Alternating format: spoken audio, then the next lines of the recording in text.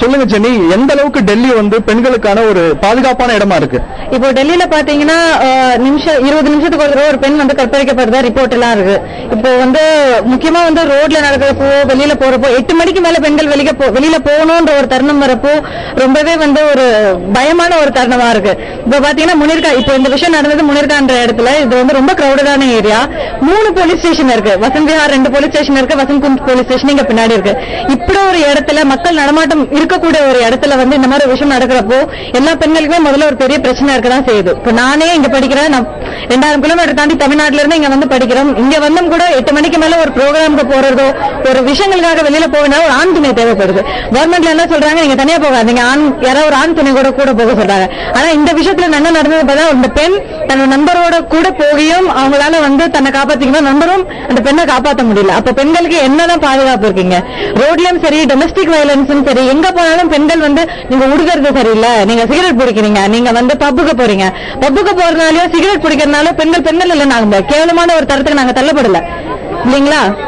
மத்திய அரசும் சரி, மாநில அரசும் சரி, என்ன செய்யணும்னு எதிர்பார்க்கறீங்க இந்த விவகாரத்துல வந்து முக்கியமா பெண்களுக்கு பாதுகாப்பு தரணும்னு நினைக்கிறேன். இப்போ இவ்வளவு போலீஸ் இருக்காங்க, எதற்கும் போலீஸ் பாதுகாப்பு தராங்க இல்லீங்களா? பெண்கள் ரோட்ல நடமாடுறப்போ வந்து எவ்வளவு போலீஸ் இருக்காங்க, இங்க எந்த விஷயங்களுக்கு எல்லாம் போலீஸ் போறாங்க. ஏதோ போக வேண்டியதா கட்சி மீட்டிங்கோ அது எதுக்கு மத்தவங்களுக்கு கொடுக்குறாங்க. ஆனா ஒரு பெண் எதுக்கு இன்னைக்கு ஒரு 8 மணி 10 மணி மேல ஒரு பெண்ணுக்கு ஒரு பிரச்சனைனா ஒரு ஸ்டேஷனுக்கு அணுக கூட முடியல. முதல்ல என்ன கேக்குறாங்க, நீ ஏன் 8 மணிக்கு வெளியில வரேன்னு கேக்குறாங்க. முதல் கேள்வி, எனக்கே நடந்த சில விஷயங்கள், இத்தனை மணிக்கு மேல உங்களுக்கு போக வேண்டிய அவசியம் என்ன இருக்கு? இத்தனை மணிக்கு மேல ஒரு ஆண் கூட இல்ல ஆண் துணை இல்லாம நீங்க போக வேண்டிய அவசியம் என்ன இருக்கு அப்படின்னு பெண்களுக்கு நாங்க பாதுகாப்பு கேட்கிறோம். முக்கியமா அதுதான். அடுத்தது வந்து பெண்கள் வந்து தொட்டாலோ நினைச்சப்போ தூக்கிட்டு போறதோ இல்ல வந்து இழிவுபடுத்தக்கூடிய ஒரு விஷயம் கிடையாது. பெண்களுக்கு மதிக்கிறதுக்கான ஒரு ப்ராப்பர் எஜுகேஷன் ஒண்ணு தேவைப்படுது இல்லைங்களா? தன் உடம்ப தனக்கான தன்னோட உடம்பையோ தன்னோட மனநிலையோ வந்து புரிஞ்சுக்க வேண்டிய ஒரு தருணம் வந்து இன்னைக்கு மக்களுக்கு கண்டிப்பா தேவைப்படுது. 5 பேர் துணிஞ்சு ஒரு துணையோட இருக்க ஒரு பொண்ணை வந்து இவ்வளவு பெரிய கிரௌடடான ஒரு ஏரியால கற்பழிக்க முடியல. எந்த விதமான ஒரு எஜுகேஷன் ஆண்களுக்கு இருக்குன்றது முதல்ல சொல்லணும். இல்ல வீட்லயோ பெண்களோ குடும்பத்துல இருக்கிறவங்களோ பசங்க கிட்டயோ இல்ல வந்து எஜுகேஷன் சம்பந்தப்பட்ட விஷயங்களோ வந்து நிறைய இன்னும் வெளிப்படையா பேச வேண்டிய விஷயங்களும் நிறைய இருக்கு. இதனால வந்து கவர்மெண்ட் கண்டிப்பா சட்டம் கொண்டு வர வேண்டியது. பெண்கள் பாதுகாப்புக்கு இடஒதுக்கீடு கொடுக்கறது எல்லாம் சரி இல்லீங்களா? கேபிட்டல் சிட்டில இருக்கோம் நம்ம.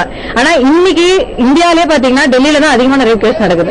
பெண்கள் சாதாரணமா நீங்க என்னதான் நீங்க ஃபுல்லா கவர் பண்ணிட்டு போனா கூட உங்களுக்கான உங்க மேல கமெண்ட்ஸோ உங்களை பார்த்து மத்தவங்க பேசுற பார்வையோ வந்து தட்டி விட்டுட்டு தான் பெண்கள் போறாங்க. இன்னைக்கு தமிழ்நாட்டுல இப்ப சென்னையில பஸ்ல போறவங்க பெண்கள் எப்படி கமெண்ட் தட்டி விட்டு நிக்கிறாங்களோ அந்த மாதிரி ஒரு நிலைக்கு தான் நாங்க தள்ளப்பட்டிருக்கோம். எதிர்த்து கேள்வி கேட்க முடியல. எத்தனை பேர் எதிர்த்து கேள்வி கேட்க முடியும் சொல்லுங்க? அதனால வந்து கவர்மெண்ட் வந்து இந்த விஷயத்தை ரொம்ப சீரியஸா எடுக்க வேண்டிய ஒரு விஷயம். இவ்வளவு மாணவர்கள் இவ்வளவு பேர் கூட சேர்ந்து இங்க வந்து நாங்க போராட்டம் பண்றோம்னா இதுல வந்து பெண்கள் மட்டும் இல்ல ஆண்களுக்கான ஒரு பங்களிப்பு நிறைய இருக்கு. அதனால கவர்மெண்ட் இது வந்து ரொம்ப சீரியஸான ஒரு இஷ்யூ அதை எடுத்துக்கிட்டு இதுக்கான ஒரு வந்து முக்கியமான நடவடிக்கை எடுக்கணும். இது பிடிக்கிறதோ இல்ல அவங்களை வந்து கைது பண்ணறதோன்றது வந்து ஒரு கேஸ்ல முடிஞ்சு போயிடும். ஆனா ஒரு நாளைக்கு எத்தனையோ பெண்கள் இந்த மாதிரி தள்ளப்படுறாங்க. அதனால அதுக்கான வந்து நல்ல நடவடிக்கை எடுக்கணும் எங்களுக்கு.